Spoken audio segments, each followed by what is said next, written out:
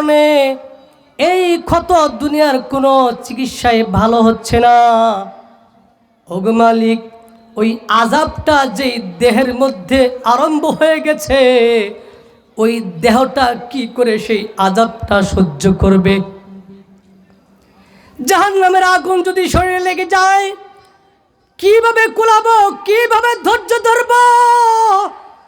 সইতে পারবো না। ও মালিক, এই মুহূর্তে আমি তাওবা করলাম, জীবনে কখনো কোনোদিন আমি আর গুনাহ করব না। ও মালিক, এই ক্ষতটা ঠিক হওয়া লাগবে না, শুধু তোমার কাছে আমার এই প্রার্থনা, আমাকে ওই কবর জগতে শাস্তি দিও না, জাহান্নামের আগুনে আমাকে পুরাইও না। এমনভাবে আল্লাহর কাছে প্রার্থনা করতেছে, আর্তনাদ করতেছে, কানতে কানতে তার দাড়িগুলা তার চোখের পানি দিয়ে ভেসে যাচ্ছে।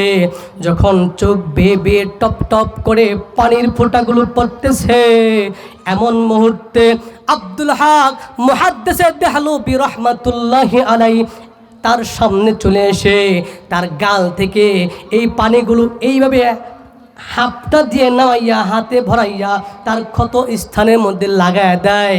এই চোখের পানি ক্ষতর মধ্যে লাগাইতে দেরি, এই ক্ষত সঙ্গে সঙ্গে ভালো হইতে আর দেরি করে নাই।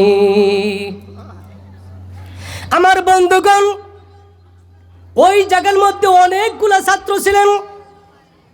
আব্দুল হক মুহাদ্দিস দেহলভী রাহমাতুল্লাহি আলাইহি ডেকে বলেন, ও আমার প্রিয় ছাত্ররা শোনো, এই যে আমার একটা জিনিস দেখলাম, যে আমি হাত মুছে দিলাম আর